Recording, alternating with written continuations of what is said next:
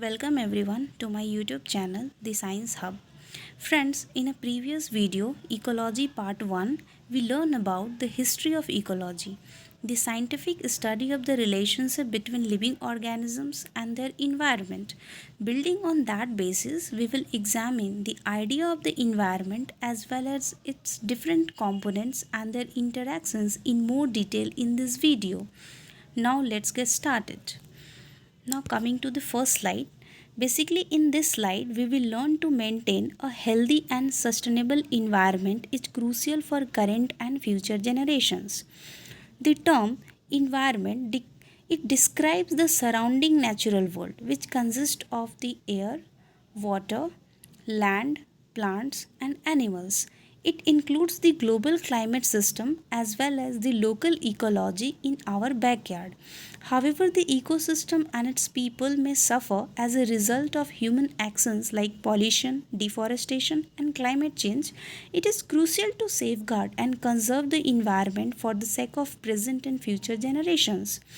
This can involve doing things like recycling and cutting back on trash, using less energy and water, and encouraging sustainable development methods. Now, moving on to the next slide. In this slide, we will learn about the web of life is an intricate network of interdependent organisms ranging from microscopic viruses to complex humans relying on each other and their environment and survival. From viruses to humans, all living things rely on one another and their surroundings for a variety of needs such as food, energy, water, oxygen, shelter, and other necessities.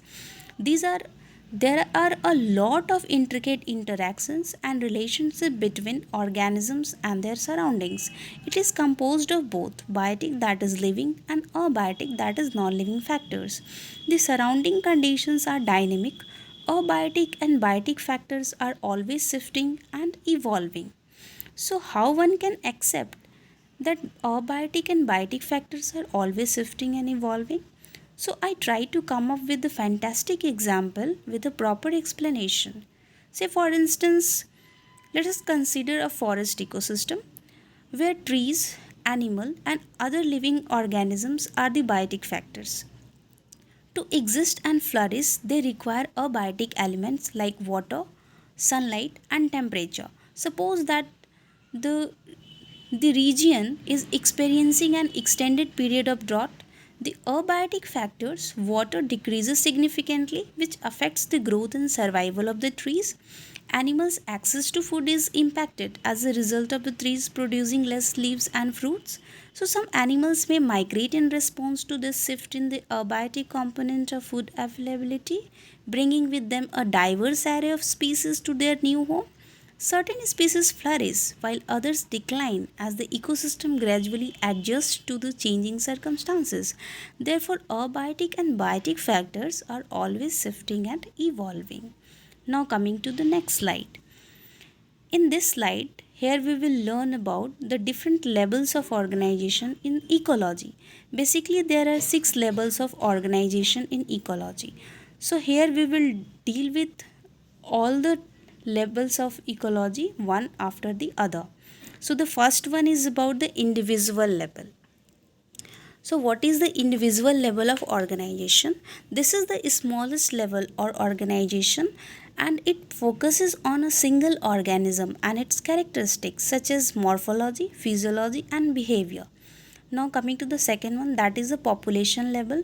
A population comprises of living things that belong to the same species and are present in a particular location for a net period of time.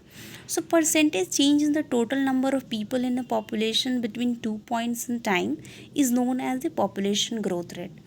As a result, the rate of population growth may be positive or negative. Emigration and mortality.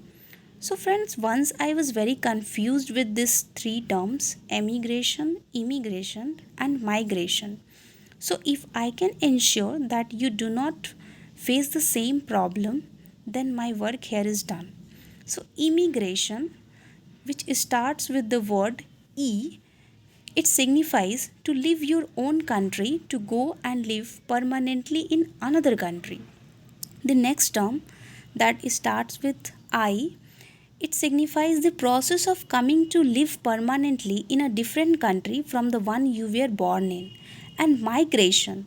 It signifies the movement of large number of people, birds or animals from one place to another.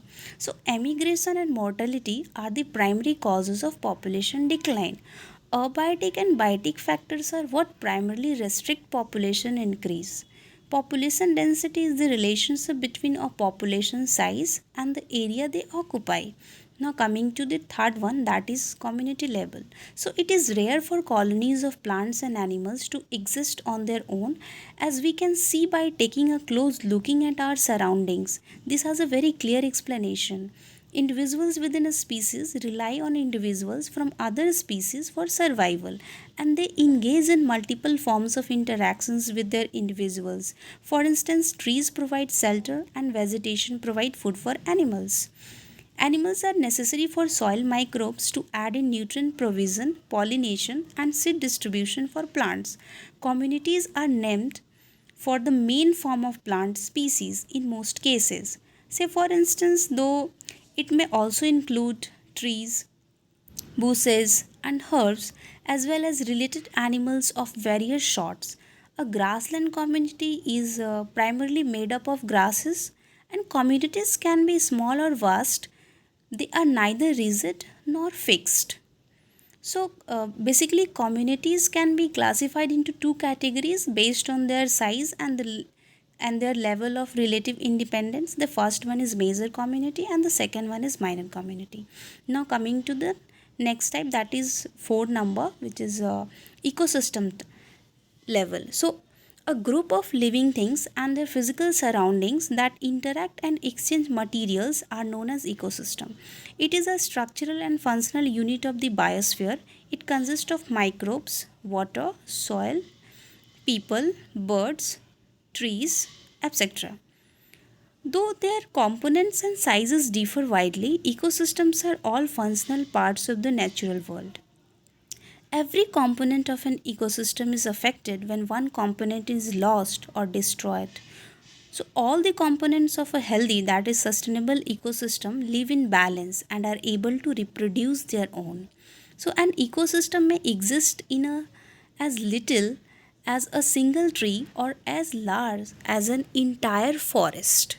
Now, coming to the next level, that is a biome level of organization. So, large areas known as biomes, which are distinguished by their respective soil types, climates, vegetation, and animal life, make up, a, make up the terrestrial portion of the biosphere. So, there are no two same biomes. The limits of a biome and the diversity of flora and fauna within it are established by the climate. Now, coming to the sixth one, that is a biosphere level. So, a biosphere is an area of the planet where life is possible.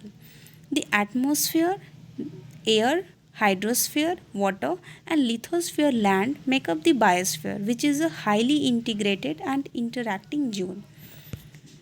Thank you, friends. If you have reached the end of my video and you feel the best utilization of your time watching it, then please like, subscribe, and share the link of my video with your friends. And remember to leave a comment below with your thoughts on my video. Once again, thank you very much.